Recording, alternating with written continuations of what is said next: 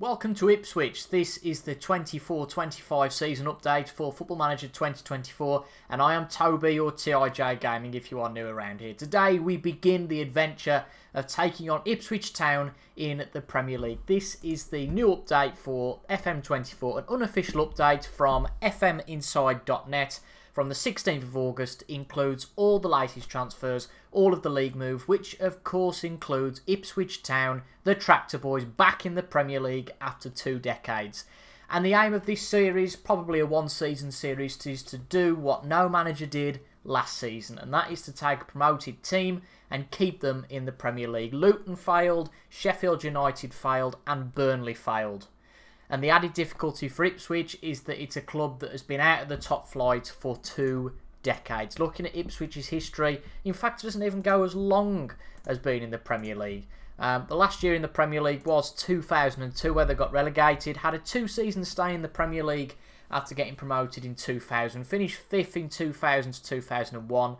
I was watching the first game of the season against my team, Liverpool, and they're on about, I think it was having Inter Milan come to Portman Road, and they were actually glad about having a 2-year stay in the Premier League, having that high and then going back to the Championship, but didn't expect it to be 20 years before they came back to the Premier League. One of the reasons I'm doing this save is, well, as a bit of an adventure and a bit of fun, but equally to get to know the Ipswich Town side, because I must admit I don't know many of the players in the Ipswich side. Managing a team in Football Manager forces you to know those players, and for the first time ever I've actually made a list of some of our key players, looked at their history in game, but particularly on Wikipedia, so maybe not the best source, but I've used a couple of other websites as well. So the first point of call is we're going to look at some of our key players for the coming season.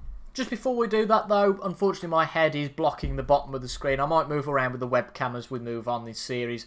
Unfortunately there is no way to get rid of what's hard-coded into the game, and that is Nottingham Forest getting a 4 points deduction and Everton getting a 6-point deduction from their violation of budget rules for Everton and financial mismanagement for Forest last year. So that makes things a little bit easier for us. In terms of the season preview, we are predicted to finish in 17th, which is quite bold. Again, my head's in the way. But Ipswich, Everton and Forest are predicted to go down. Again, Everton and Forest skewed by that points deduction. But we are very much middle of the road. So Football Manager seems to think we've got the second best squad. With Leicester just above us and Southampton behind us. Again, includes all of the different managers. So Arne Slot is at Liverpool now. Chelsea has got Enzo Maresca and 60,000 players. Lopetegui is at West Ham. Brighton, Fabian Hirschler, only 30 in game. Crystal Palace has Oliver Glasner. Leicester have got Steve Cooper. Any other managerial changes in the Premier League? Of course, Man United stayed with Erik ten Hag. Shame for them. And obviously Southampton have got Russell Martin, who was there last year. But let's have a look at the main players then for us in this Football Manager season. First off, we're going to start with Omari Hutchinson. A 19-year-old, obviously. This is the 2023-24 season. Again, there's no way to get to the 24-25 season, so we're a season behind time, and that's something that's not going to help us with Omari Hutchinson, really. Made 50 appearances for Leicester for Ipswich last year. 44 of those were in the Championship, and made 24 of those off the bench. Scored 10 goals in an attacking role as a centre attacking midfielder and a winger. He was on loan from Chelsea, signed this summer for £18 million, but I think it might be one season too early for him in game. You can see he's got some good stats, but I'm just not convinced, particularly seeing that obviously in game he's got no first team experience. He's going to start on the bench for us, but might be a big player for us. Again, he's not really embedded in our social groups, so he might be a player that, who knows, does very well, but he's just going to be a bench player for us at the moment. My mate Connor Chaplin is here, and I say my mate Connor Chaplin because him and Liam McAlinden used to tear up the Championship in I think it was my FM18 save with Portsmouth. That was a great time, and I really enjoyed that. So, great from a personal level, and I knew that Connor Chaplin was going to be in the Premier League. I don't think he's going to tear up the Premier League in the same way he did for the Championship for me, but the big thing for Connor Chaplin is that finishing stat of 17. He's going to be our main striker, I think, this season. A player that's been at Ipswich for a number of years now, and as a short-term goal, he wants the team to win a trophy by the end of the season. I think that's ambitious at best. Got 13 goals last season. 26 in League One the season prior. His finishing is great, as I've just said. He had a decent season, obviously, last time out. I'm just worried about whether he can overcome Premier League defences. That is the big thing for me. So those are two key players I've picked out. In terms of the spine of our team, in goal we have Aaron Muric. His full name is Aaron Yet Muric, but we'll go with Aaron Muric, which is an abbreviated name. He replaced a player in goal that I think was from the Czech Republic that left last year. He's actually gone to Burnley. Hadlaki, I think that might be pronounced. Again, played for Ipswich all of last season, but left at the end of his contract last season. No direct replacement is Muric in terms of direct deal with Burnley. Just a coincidence that Hadley's gone to Burnley in the Championship, and the 24-year-old Muric has come to us in the Premier League. Again, a solid choice at goalkeeper, some good stats. We'll see how he gets on this season. At centre-back, we have Luke Wolfenden, which is a player I have heard of before, and he's a good, solid player in game, a ball-playing defender, an Ipswich Academy graduate, and I think that having those players that have been at the club for a long time is going to be crucial if we're going to achieve anything this year. 5 full seasons at Ipswich, so lots of experience. Still at the age of 25, 24 in game. Young, but plenty of experience with that. And alongside Wolfenden, we've got Cameron Burgess, 27-year-old centre-back. Someone who's got a lot of experience in the lower leagues. Again, one of the things that Ipswich are going to struggle with is they've got a lack of players who have played at this level, especially knowing that the game gives us the disadvantage that they haven't had that season in the Championship as well. I think this is going to be quite a difficult task, but let's see how we go. Played for 9 clubs, including loans during his career, but he's found his home at Ipswich, making 100+ appearances. And there's certainly no has-beens at Ipswich, as I've just alluded to. It's a team that has got a lot of young players. If you look at the distribution of ages, there's nobody over the age of 31, Sam Morsey being the player of the highest age. But we've got a lot of players sort of 26, 27, a lot of youngsters as well. So I think that's going to help us this season in terms of A, squad fitness, B, a lot of players that have been at the club for a long time, but equally, we'd all love a James Milner to be at the club, wouldn't we? In terms of other players, our captain is Sam Morsey, a defensive midfielder, a proper scrappy player. I talked about James Milner just now, and he's a proper scrappy player that we might need to make some dirty tackles if we're going to stay in some games this season in the Premiership.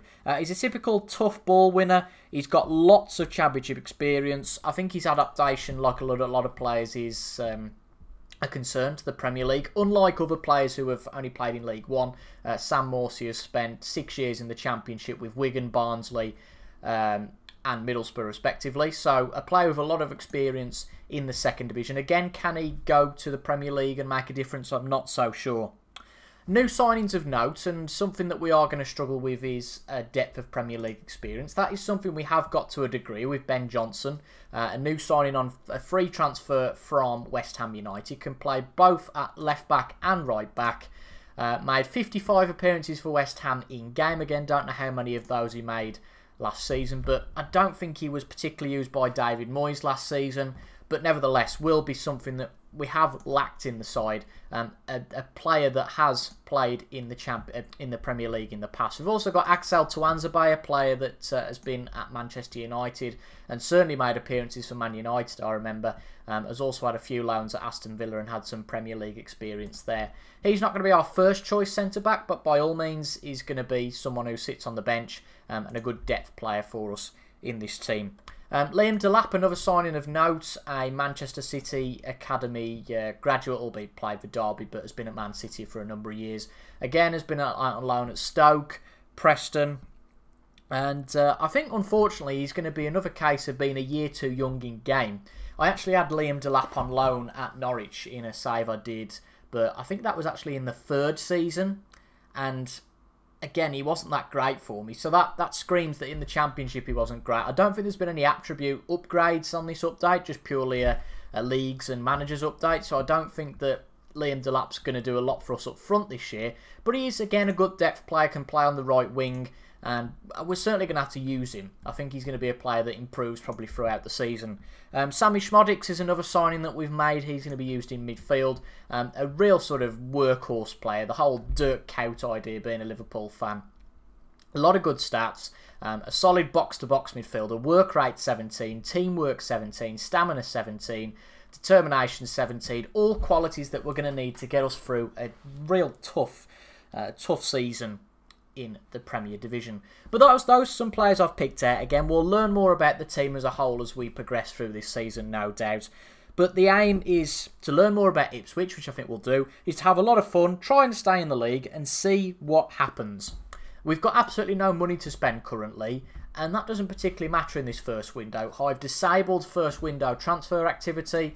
Again, this was the update that took place on the 16th of August, so just before the first weekend. And I just wanted it to be as realistic as possible. Again, there was no point trying to bring in a lot of has-beens, a lot of free agents that have got Premier League experience and trying to bankrupt the club by staying up. We want to make this and try and be as authentic as possible. We've even got the Ed Sheeran Divide Tour t-shirts being I think he's got something 2 or 3% shares in the club. But we're going to try and make this as authentic as possible. And of course, that being as authentic as possible means that we probably need 40 points to stop up. That is the total that's always been the golden total in the Premier League. Albeit Forest stopped up, I think we've 35 or 36 last year. That was the least that a club has ever stopped up with, but it's fair to say that the only reason Forest stopped up, and me being a kind of a half Forest fan, they're my second club, it's fair to say Forest only stayed up because there were 3 teams that were worse than them. And I know that's an obvious statement to make, but the promoted clubs were really poor last year. So let's see if we can go better than that. So 40 points is going to be the milestone that we need to reach. And to do that, we need a quick start in this Premier Division. That's not going to be easy. Now, in real life, Ipswich's start was horrible. They had to play Arne Slot's Liverpool at Portman Road, and then they went away to the EITHAD. Well, we've got something pretty similar to that. Our first game of the Premier League season is at the EITHAD Stadium against Manchester City. That is going to be tough. But in terms of our opportunities early on, you can see that we've got Brentford at home. That is the 6th game of the season. That's actually being televised at 5:30 on a Saturday evening. So clearly the Premier League think that that's a match that could go our way, being televised. So we've got Brentford at home. We've got Southampton at home on the 7th of October. So those are 2 opportunities I see for wins. My logic is that if we can get 10 points out of our first 10 matches, then we've got half a chance. So beat Brentford, beat Southampton. We've also got Nottingham Forest away in the middle of September. Again, we've got these first 4 games, 5 including the Carabao Cup, that we can really see what the team's about. Maybe nick a draw or 2 in those. Go and beat... I'd like to go and beat Forest, but if we can get a draw against Forest, beat Brentford and Southampton and nick a couple of draws elsewhere, that 10 points in the first 10 games could well be possible. But a surprise result here and there, who knows? Football Manager tends to be a little bit easier to stay up as a promoted club. But we need a fast start. I'd like to keep the main body of players this season. Don't think that's going to be anything that's much of an issue. The only player that's wanted out of our side is Wes Burns, that could go to Toronto. But again, I've tried to block all market interest for the first transfer window. So the first time we will do any movement is in January. If we get there as a manager, of course. I've started this on the 24th of July, so we've got a couple of weeks pre-season before we get started. It's Monday the 24th at the moment, so we've got just over 2 weeks to get ourselves embedded in the squad. The only thing I've done is pick a tactic, which I'll show you before the first game against Manchester City. We're going to play Man City in today's episode, and then we're going to show you the Fulham game. Might even just show highlights of the Man City game, because that's going to be one that's just a complete dead rubber for us. I can't see us getting anything out of it. Don't see the point of playing 2 defensively. I've got a tactic that is 4 at the back, not 5. Again, I don't see the point of playing 2 defensively. It's going to take a couple of games for the players to get embedded into the tactical system. So we're going to take a drubbing at Man City. We're probably going to take a drubbing at the Tottenham Hotspur Stadium as well. Even against Brighton at Portman Road is going to be difficult. So we need to make the most of our opportunities against Forest, against Brentford, against Southampton, and maybe against Everton on the 11th of November. Because even the period after, and there's no easy games in the Premier League, of course, but you will see a lot of our tough games, which will help at the end of the season, are away from home. We've got to travel before November, the end of November, so we've got to go to the EITHAD, Tottenham Hotspur Stadium, we've got to go to Old Trafford, we've got to go to the Emirates, and we've got to go to Liverpool. 5 of the biggest clubs in the Premiership before the end of November. Our task, certainly from an away day perspective, gets a lot easier as we go into December. We've got Wolves, Palace, Fulham. Okay, we've got Villa away from home, but at the end of the season, we have got to host United at Portman Road, Arsenal at Portman Road. We've obviously got Man City somewhere in there, and Tottenham at Portman Road as well. So One of the big things for Nottingham Forest that I mentioned previously was their home form, for them stopping up in the first couple of seasons. So that's something we're going to have to do from an Ipswich perspective. I've talked about when we play Southampton. We don't play Leicester until December, so that's another opportunity that potentially we can take. It's going to be difficult with us being a club that's come up from League One and then the Championship. I know a lot of people in FM says, not that I've had the privilege to be before, a club that's bunny hopped from League One to the Championship to the Premier League. Maybe a season too early for Ipswich, but now they're here, they want to stay, and that's something we're going to try and do, most definitely. It's the toughest away day we're going to have of the season, so let's get it over with the first game, shall we? An away day that's going to be made slightly easier by the absence of both Erling Haaland and Rodri for Manchester City. It looks like they're going to play Jeremy Doku in the middle, and I've never seen him as an out-and-out striker. Not that it's going to make it any easier for us, because the Man City team boasts players like Bernardo Silva, De Bruyne, Savinho, their new signing, Phil Foden and Jeremy Doku. So that is a rather scary front four. We're playing Aro Muric in goal. We've got Clark, Wolfenden, Burgess, Leif Davis at the back. We're playing a 4-5-1 formation this season with a direct counter-attack. We're not going to deviate from that against Manchester City. This game is 90 minutes to get embedded in that formation. We played that in the 3 games in pre-season, won all of those. Of course, pre-season and the Premier League is a completely different thing. Tried to play a lot of these first team players, get them some familiarity with one another in that formation, albeit we did make some rotation over that pre-season as well.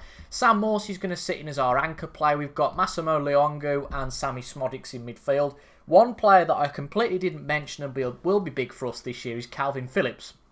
He was going to sit in that role that Luongo occupies, but unfortunately he's ineligible given he's on loan from Manchester City, so we can't play him today. Amari Hutchinson wasn't going to start today's game. I actually got Wes Burns planted to start today's game, but Amari Hutchinson played 2 of the 3 pre-season games, scored in both, got man of the match. It was almost like, please Gaffer, give me a chance. So we have done in this game. Nathan Broadhead starts on the other wing with Connor Chaplin up front. Of course, I haven't told the press, I haven't let on that we think we're going to struggle here, and nor have I told the players. So I'm going to say we've got nothing to lose. Go out and cause an upset. Again, we've just got to trust the players to make us proud. I don't think there's much point pussyfooting around this season and saying, well, you know, we could have a bit of a problem and all the rest of it. We're going to be the underdog against pretty much everybody, so there's no point going, there's no pressure on you guys, because ultimately we've got to win some games to stay in the league. Even if we draw all 38 of them, 38 points will not be enough, I suspect. Again, this game isn't going to do anything for us in terms of our aspirations to stay in the Premier League, but it's all about being respectful. Of course, it's my managerial debut with this identity in game. Of course, with every Football Manager start, we have to change the speed of the highlights. Hopefully, the video is all good. Again, I haven't recorded Football Manager for a while now, so hopefully it's all good and there's no issues there. We are on key highlights, but I'm guessing that this will probably play until the ball goes out, and within 20 seconds we've lost the ball. They are playing Jeremy Doku, playing exactly the same formation as us. No surprise that Man City have had the early ball, but to be fair, we've had nearly 40% of possession. We are going to play defensive rather than cautious. I think that makes a bit more sense. West Ham taking an early lead against Liverpool, so not the best start for Arne Slot, but we've been 20 minutes in and we're the team that have had the only shot so far, so that's quite interesting. It's been an onslaught from Manchester City. Maybe the absence of Erling Haaland is going to hurt them because they haven't got that out-and-out goal scorer. We have committed 8 fouls so far, and that is going to be a problem for us this year. But ultimately, against a side like Man City, being scrappy is probably the only way we're going to get anywhere. And I was going to say, oh, well, I did say that getting stuck in might hurt us with some ill discipline this year. Well, it's got straight off to that start with Amari Hutchinson, who did a great job for us in pre-season, managing to get himself sent off. So that's not too great. We're going to bring Luongo off. We're going to put Sam Morsey. No, we're going to keep Sam Morsey in his anchor role, but just can't. No, let's keep him there. Luongo, he's going to have to come off. This is going to make things uber awkward. I'm guessing what we'll probably do is just play 2 up top. I think that's what we're going to have to do. Put Broadhead in as a deep line forward. maybe as a pressing forward, actually, just to make sure that we've got some backup in the midfield. Bit disappointing from Amari Hutchinson, ultimately. I don't know why I said I was going to bring Sam Morsey off, because, of course, I just thought Amari Hutchinson was injured, but we're going to have to go with that.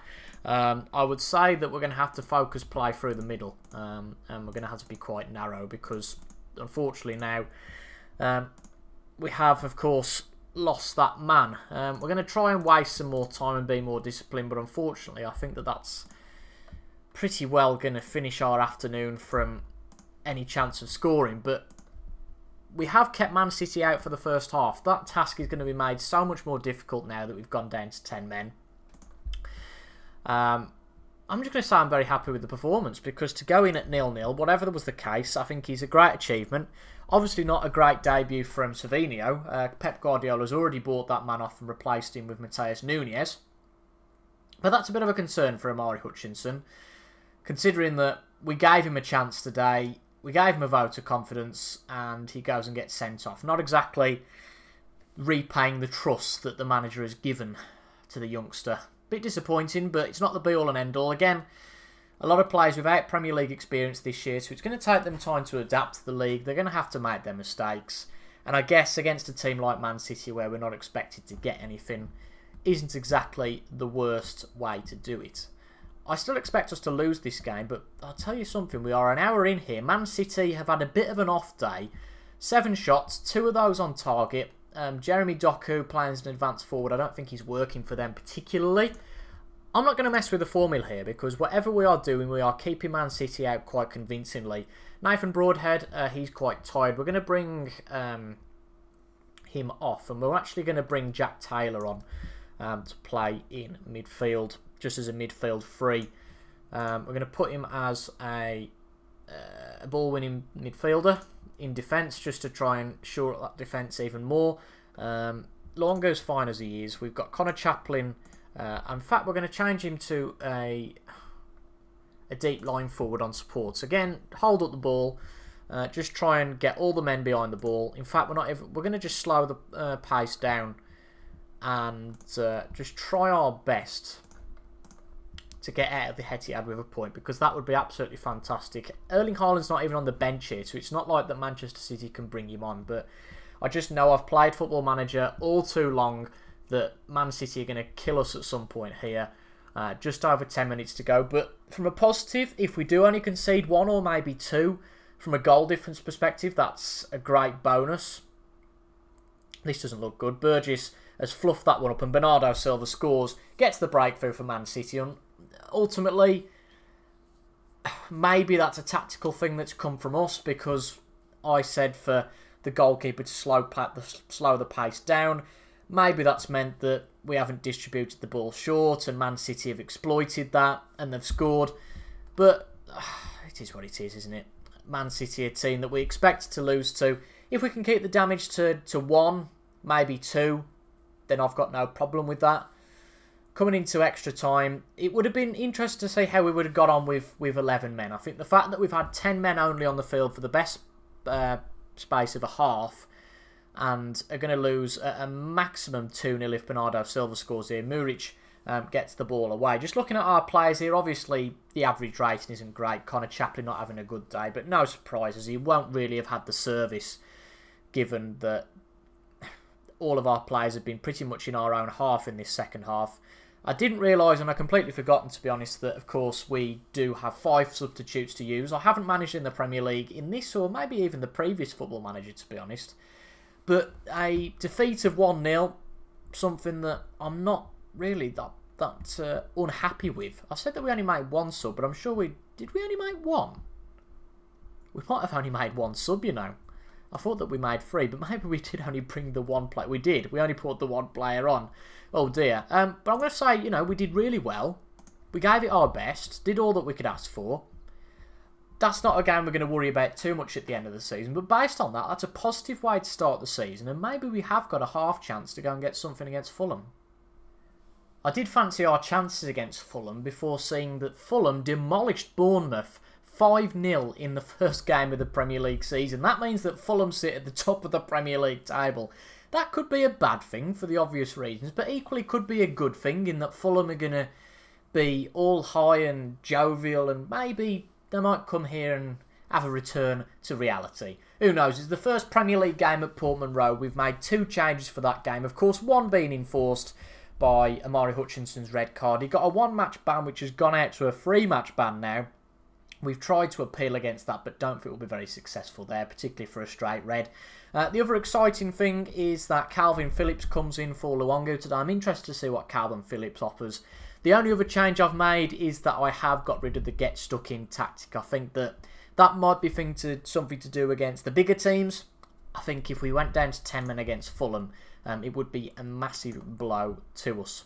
I'm going to say to go out there and give the fans their money's worth. Of course, it is the first game at Portman Road. As I said, the fans at home this season are going to be massive for us. And hopefully, the likes of Calvin Phillips, the new signings, get a good reception. Liam Delap I have brought in rather than Wes Burns. Again, a player that I'm not too convinced about because of what I said earlier. But equally, you've got to give everybody a try. As you can see, the top 2, maybe a bit unconventionally after the first games, are Fulham and Brentford.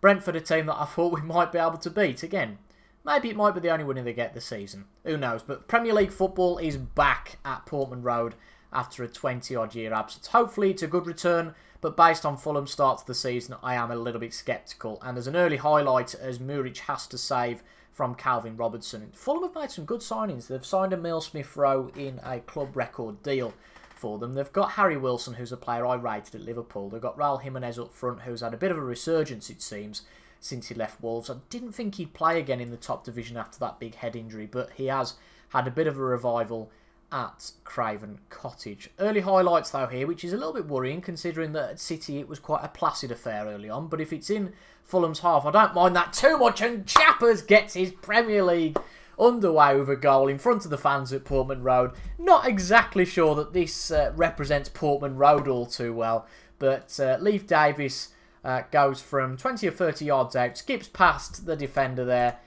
whoever that is, Kenny Tete, puts it into Connor Chaplin, 2 yards out, but who gives a monkeys? He puts it past Bern Leno, and Connor Chaplin has got his first Premier League goal, and Portman Road no doubt is rocking because Ipswich lead in front of their home fans, the Tractor Boys. In the first 15 minutes, and I'm not going to say this very often this year, we have had by far the most possession, 61% of it, but are Fulham going to rain on our parade? They certainly are. Jorge Cuenca, who I've never heard of, but I guess he's a centre-half, has scored the equaliser for Fulham. Harry Wilson put the ball into the area, and defensive set pieces was something that we focused on before the game, but clearly not enough to keep Fulham out. And although we've had a lot of the ball, and although we're playing quite a direct game, we haven't done a lot with that ball, considering that we are playing quite direct. We've only had 2 shots, albeit one of those being on target. Fulham are starting to turn the wick now and get back into this game a little bit more. I think that we do run the risk of Connor Chaplin being a little bit isolated up by himself. So we do need the likes of Sammy Schmodics to get up and support that attack. But if we are playing on a cautious mentality, that is going to prevent us doing that. So it is a game of balance ultimately. And that is quite unfortunate how we've conceded that goal. That was just a pinball machine into the box there. Emile Smith-Rowe's got a goal for Fulham. And from a good start we made, we have conceded 2 goals. Kenny Tete, the ball deflects off the defender there for us, and it goes past Luke Wolfenden as well for Emile Smith-Rowe to put away. And we're being suggested to be a bit shorter in our passing. Now, I'm going to stick it like this till half-time, because I think if we start changing the tactics round too early, the players are just going to get confused and won't really get used to playing any certain way. This is going to be something we're going to have to expect, unfortunately, that we are going to lose a lot of our games this year. We're still in the game, fortunately, at half-time. You can see the XG, again, obviously a massive hike from that first goal, and we have had a lot of fouls. Liam Delap's not been in the game at all, so I'm going to say that we've got more to offer. Let's go for the second half. I am going to bring Liam Delap off. I'm going to bring him off for the second half and bring Wes Burns on. It doesn't seem like he's had too good a day. I'm going to keep everything else the same. I'm going to just try and give everybody a bit of a morale boost. You weren't that bad, but you can improve. Just try and get some confidence for the lads. Hopefully, Portman Road, the the Ipswich fans have turned out in good force. It was going to be a sellout at Portman Road today with, I think, 29,000 in the crowd. So hopefully the crowd are behind us. Leif Davis gets the corner out, passes to Connor Chaplin, but Chaplin doesn't do the best with that, and that is going to be a problem whereby Connor Chaplin is isolated. So I don't know whether we start to go for it a bit more and maybe get Wes Burns and Nathan Broadhead up front to support a bit more, and maybe we put Calvin Phillips getting a bit further forward as well. I am nervous about the amount of support roles that we've set here, but we're going to stick with it. We are behind. We're still in the game. Maybe roll with this for 10-15 minutes. See how it goes. If we concede again, then maybe things change. But Leif Davis has been a player that's featured quite a lot in this game so far. He's got a rating of 7.7. I'm not sure if it's just for that assist he got. Calvin Phillips has picked up a knock. Got a damaged foot. I'm going to give it a couple more minutes, see what happens there if his condition gets any better. Bit of an unconventional corner here from Fulham, and it might just give us a problem, but Pereira can't stay onside, and that free kick routine hasn't really worked for Fulham there. 62 minutes in now at Portman Road, and that early goal for us does seem like a distant memory. And are Fulham going to add to it here? Smith Rowe shoots. It's a good save from our own Muric. I don't know whether a change up front might be worthwhile, but who have we really got to replace? Liam Delap, who's another striker of ours, obviously played at right wing, and we bought him off. But you can tell that it is very much advantage Fulham. Maybe we are pushing Fulham onto us. That might be something that we have to do. We might have to believe in our own abilities a little bit more. We're going to bring Calvin Phillips on just in case he has got a bit of a worse injury. In terms of left wing, who can come on there? We have got, is it Marcus Harness who can play for us? Again, his stats aren't really that impressive. We'll give it another 5 or 10 minutes, I think, before we go for Harness there. And George Hurst looks a decent player, actually. Let's give it a couple of minutes. Let's see how things go. We might make some changes up front just to bring a bit of spark and energy into this game. We've only had 3 shots, and I don't think we've had a shot for a long time. So we're going to bring George Hurst on up front. We're going to bring him on as a target forward. And we're also going to bring Marcus Harness on for Nathan Broadhead. And that will give us one more substitute to make. Maybe that man is Sam Morsey, coming into the last few minutes of the game. We're going to change to a positive mentality. Pass into space. Try and counter press when we've lost the ball, and just try and push up the field a little bit more. See if we can make something happen rather than sitting off against Fulham. The only way we're going to get any points out of this game is by scoring a goal, so that seems sensible. And we did have some of the match momentum for a minute, but that didn't last very long. We're going to bring Jack Taylor on for Sam Morsey, who's not had the best day for us. We're going to bring him into midfield just to push the team up a little bit more. Keep him as a ball-winning midfielder. Sammy Schmodix, no, we're going to keep him as a box-to-box. Change Leif Davis and Clark to wing-backs and bring Muric into the game as a sweeper keeper. Let's see if we can make something happen in the last 5 minutes here. Give the fans the first points of the season. It doesn't look like it's going to come. And although Fulham have dominated the game in terms of shots, to lose both of the first games of the season by a singular goal says quite a bit about our defence, I think. And you could say with the Man City game that they didn't play their main players up front. But Fulham scored 5 in the previous game. So to only concede 2 isn't the worst thing in the world. I'm going to say that the players were unlucky. I think we've got to be very careful how we address our players early on in the season so they don't lose hope. We are one of 3 clubs to lose their first 2 games of the season. Sorry, Leicester actually haven't played yet. Bournemouth have lost their first 2 games of the season. They've lost against Tottenham, so that's not the best barometer for them.